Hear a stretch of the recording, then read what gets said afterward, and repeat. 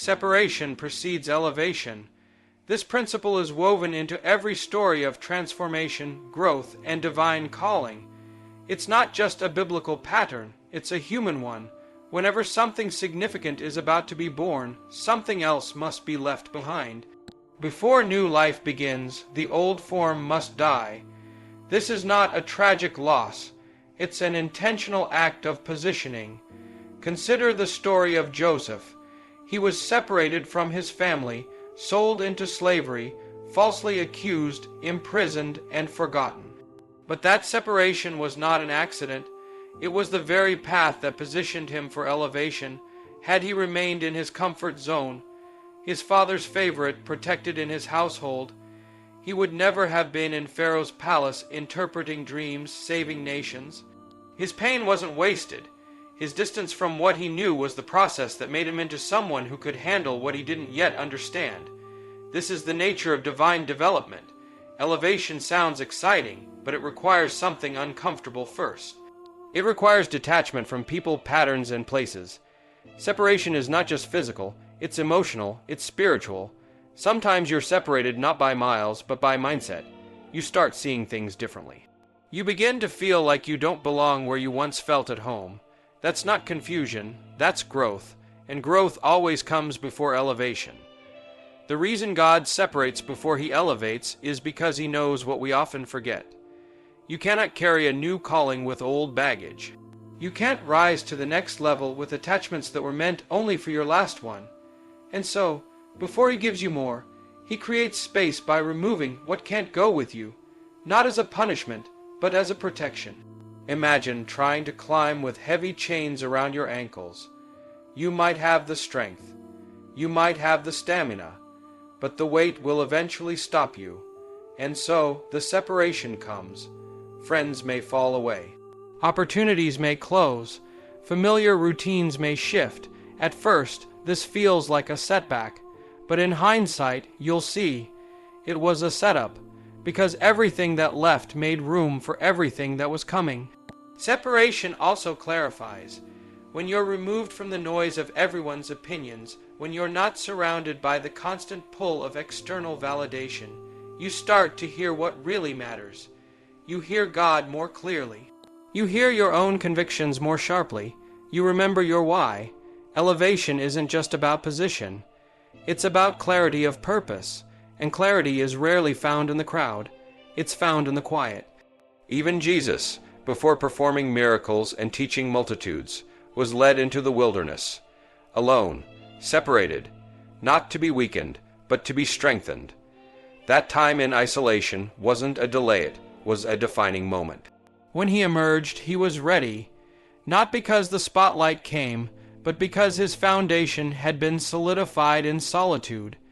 We live in a culture that fears separation. We interpret aloneness as failure. But in the eyes of God, it is often a sign that something significant is coming. Elevation is never random. It's always preceded by intention, and that intention includes pruning, refining, and yes, separating. Separation strips away distractions. It reveals what's real. It challenges our dependency on people and forces us to lean on God. It tests our motives. It confronts our insecurities. It strengthens our faith. And through all of this, we are being prepared, not for where we've been, but for where we're going. Isolation is preparation, not punishment. It's one of the most misunderstood seasons in a person's life. When we find ourselves in a place where the phone stops ringing, the doors stop opening, and the noise quiets down, our first instinct is to ask, what did I do wrong? But often, it's not about doing something wrong. It's about being made ready for something right. It's not rejection, it's refinement. It's not exile, it's elevation in disguise. Throughout history, every great leader, prophet, or visionary had to pass through the season of isolation. It's not a detour on the journey. It is the journey. Before Moses led the people out of Egypt, he spent 40 years in the wilderness, far from the palace he once knew. Before Paul wrote letters that would shape Christian theology for centuries, he spent years in obscurity, alone, learning, being reshaped from the inside out. Before David sat on the throne, he hid in caves. The cave wasn't a mistake. It was a classroom. In isolation, the noise of the crowd fades and the voice of God becomes clearer. There's a level of clarity that can only be achieved when you're no longer surrounded by distraction. The applause stops. The comparisons disappear. You're left with your thoughts, your convictions, and your Creator. It is in this silence that character is tested, motives are purified, and calling is clarified. Preparation cannot happen in public. It happens when no one is watching. Many of us are so focused on avoiding loneliness that we miss the purpose of isolation. We try to fill the silence. We seek validation. We run from stillness, but in doing so, we delay the very preparation that could launch us into purpose. You cannot be shaped in full view. The chisel does its deepest work when the stone is still, away from the crowd, not on display. The most profound transformation often happens in the quiet spaces of life. Isolation is not about removing you from people. It's about removing you from * dependence * on people. It teaches you how to draw strength from within. It teaches you how to rely on God's voice instead of human affirmation. It pushes you to develop resilience, vision, and faith in ways comfort never could. Comfort is a terrible teacher. It affirms what is. Isolation stretches you into what * could be *. There's something sacred about being hidden. There's protection in it. When a seed is planted, it is hidden in the dark soil. It is isolated from the surface. It looks like nothing is happening. But in that hidden place, the roots are forming. The structure is strengthening. The foundation is being built. When the sprout finally emerges, it is only because isolation did its job. And if the seed had been exposed too early, it would have withered. We often want elevation without separation. We want success without solitude. But real strength is forged in silence. That moment when you have no one to call, when you feel invisible, when you wonder if God has forgotten you, that's the very space where you're being formed for what's coming. Preparation doesn't feel like progress, but it is. Every quiet prayer, every unnoticed act of faith, every battle fought in the dark is building something solid. Isolation isn't the enemy, it's the invitation. It's the space where preparation becomes possible, where depth is developed, and where you become the kind of person who can sustain the weight of the blessing you've been asking for. The platform can't prepare you for the pressure. Only the wilderness can. God removes to refine, not to reject. This truth is difficult to embrace because removal feels personal. When people walk away, when opportunities dry up, when the things we once relied on are stripped away, we interpret it as failure, abandonment, or punishment. But the divine pattern isn't rooted in rejection. It's rooted in refinement. It's about shaping, purifying, and preparing us for something greater than what we were clinging to. The refining process is not gentle. It's not quiet. Refinement in the natural world involves extreme heat. When gold is refined, it is placed into the fire, not to destroy it, but to separate the impurities that cannot survive the heat. What's valuable stays, what's unnecessary burns away. The same thing happens to us. God allows removal to bring clarity. He allows loss to make space. He allows endings so that something more enduring can begin. We often ask God for more, but we forget that more requires maturity. It requires capacity.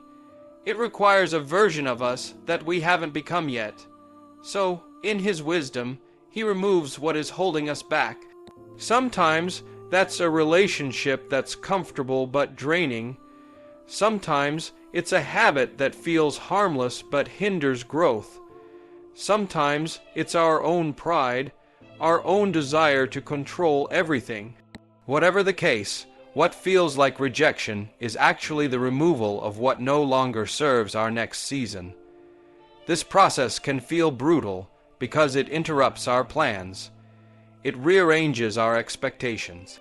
It reminds us that we are not in control, but that's exactly where transformation begins. As long as we are holding onto what's familiar, we resist what's possible. So God, in His mercy, removes the excess. He shakes what needs to be shaken.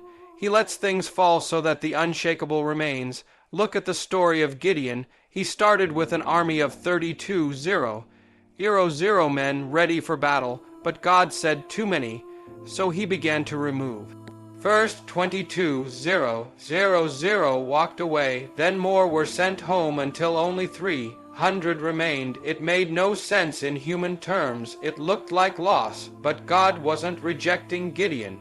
He was refining the team. He was removing what wasn't needed so that the victory would be unmistakably His.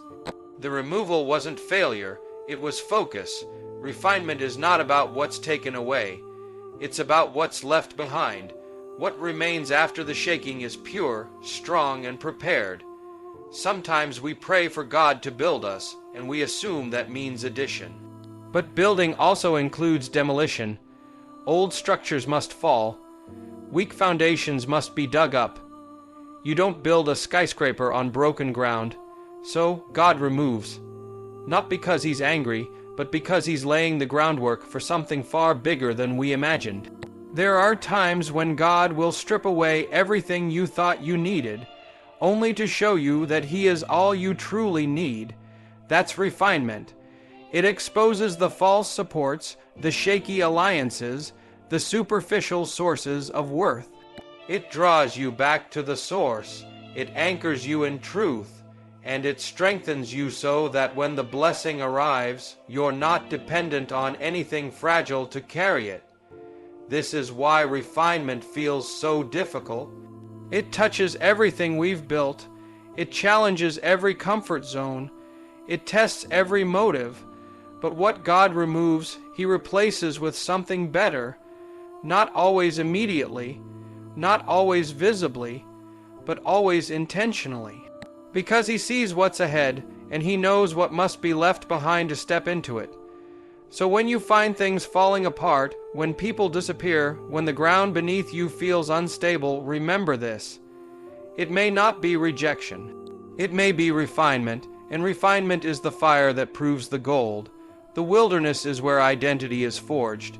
It's the place where the masks come off, where titles lose their meaning, and where comfort is replaced with confrontation. It's not the stage that shapes you. It's the solitude. It's the space between who you were and who you're becoming. And in that space, God doesn't just prepare you for the calling. He shapes your very identity to carry it. The wilderness strips away the layers we build to protect ourselves. The reputation, the approval, the accolades. None of it matters in the wilderness. There, you are face to face with yourself. You confront the doubts you've hidden, the fears you've buried, the lies you've believed. There are no distractions, no shortcuts, just you and God in the raw and in the real. And it is in that rawness that true identity begins to emerge. Jesus Himself went through the wilderness. Before He preached a sermon, healed a sick person, or called a disciple, He was led by the Spirit into a barren place. There He faced testing.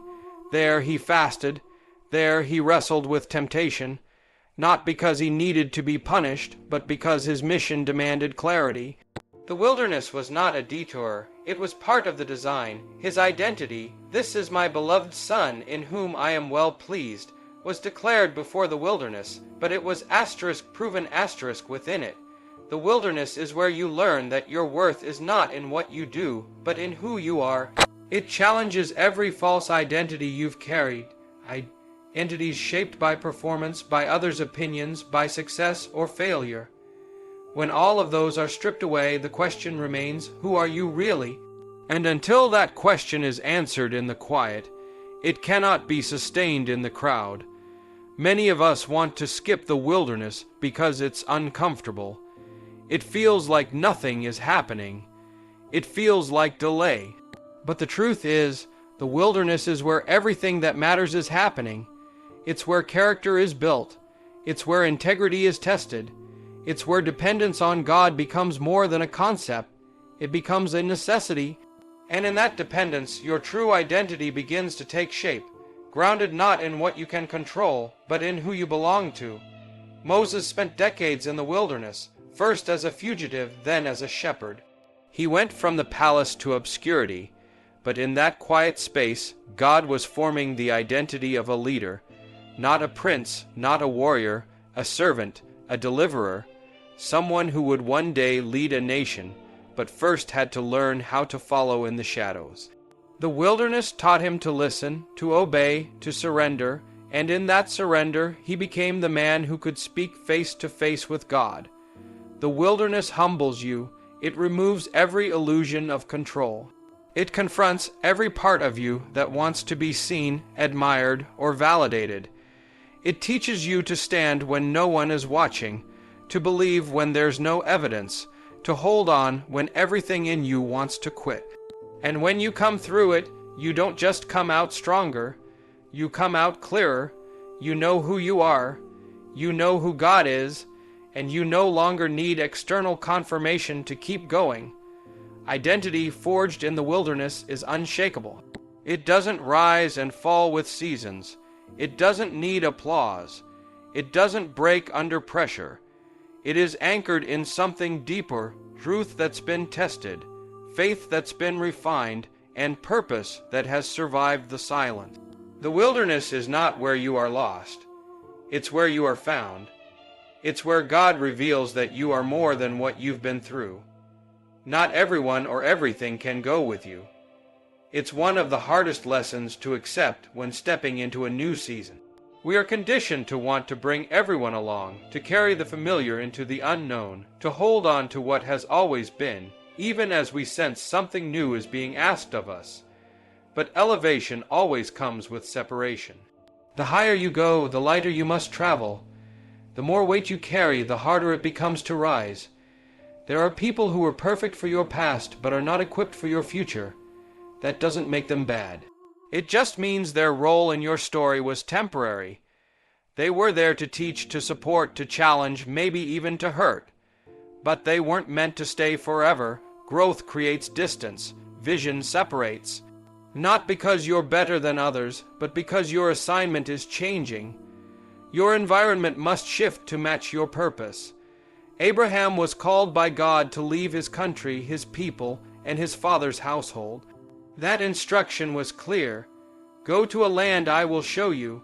But Abraham brought Lot. He brought someone God never told him to bring, and for a while things were fine. But eventually strife broke out. Conflict emerged. The land couldn't support both of them, and only after Lot separated from Abraham did God reveal the full extent of the promise. The vision wasn't released until the separation happened. This principle plays out not just in relationships, but in patterns and habits. There are behaviors that served you in survival mode but cannot sustain you in a season of building. There are mindsets that were useful when you were trying to protect yourself, but they now become limitations. Carrying bitterness, carrying fear, carrying control, it all becomes too heavy. And if you insist on dragging the past into the future will begin to look exactly like the past. Some things are meant to be mourned and released. Not fought for, not clung to. Letting go is not quitting. It's aligning. It's saying, I trust that what's ahead of me is worth more than what's behind me. This doesn't mean you cut people off recklessly or discard everything familiar. It means you pay attention to what gives life and what drains it. What stirs faith and what feeds fear. What sharpens your vision and what clouds it. There's a loneliness that comes with obedience. When you start walking the path God has set for you, don't be surprised if the crowd thins out. Not everyone will understand. Not everyone will support it. Not everyone will be willing to pay the same price. That's okay. Your calling doesn't require their approval. Elevation demands clarity, and clarity demands letting go of anything that blurs your focus. Jesus knew this well. As his mission became clearer, his circle became smaller. He had crowds, then 70 disciples, then 12, then 3 who walked with him most closely. And in the Garden of Gethsemane, even they fell asleep.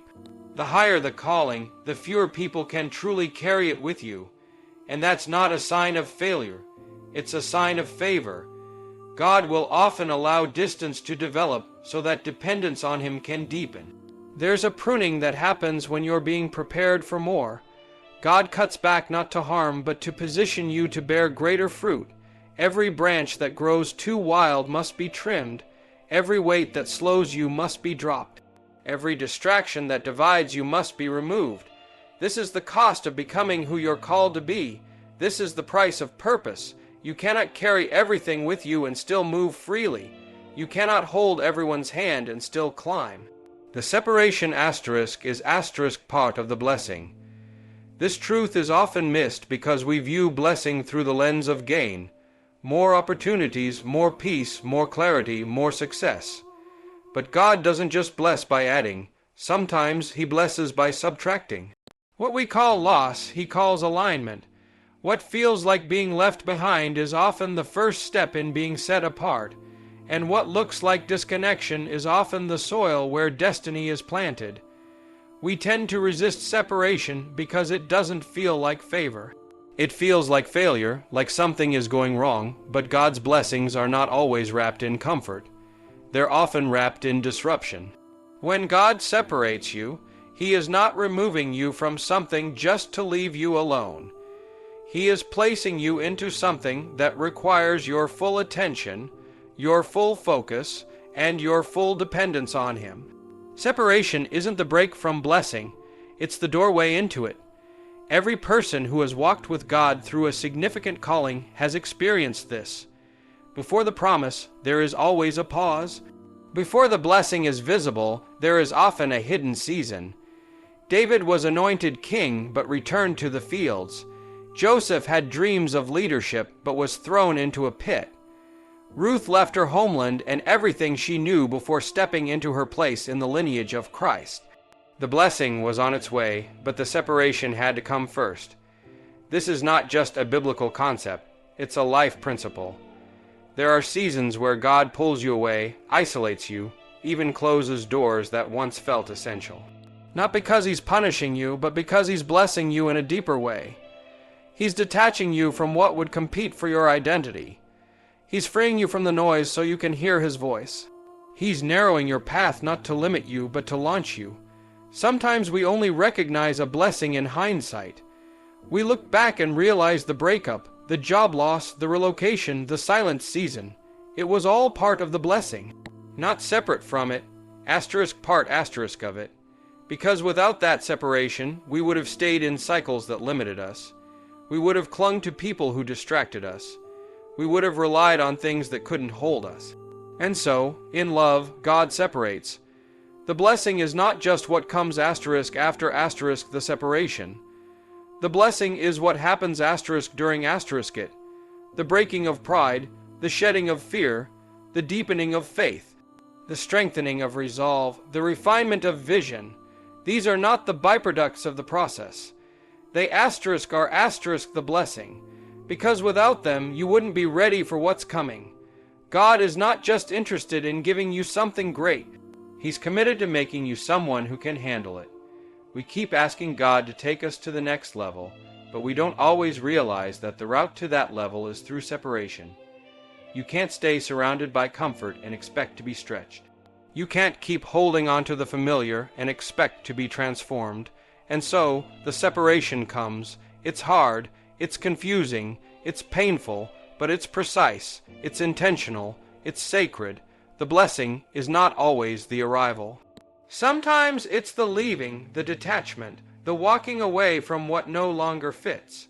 The decision to say yes to God even when you can't explain why. It's in those moments that you start to see the blessing not as a single event, but as a slow, unfolding process. One that includes tears, silence, and uncertainty, but also clarity, strength, and purpose. You don't have to wait until the separation ends to recognize the blessing. Sometimes it's the very fact that things are being removed, doors are being closed, and you're being set apart that proves you're right where you need to be.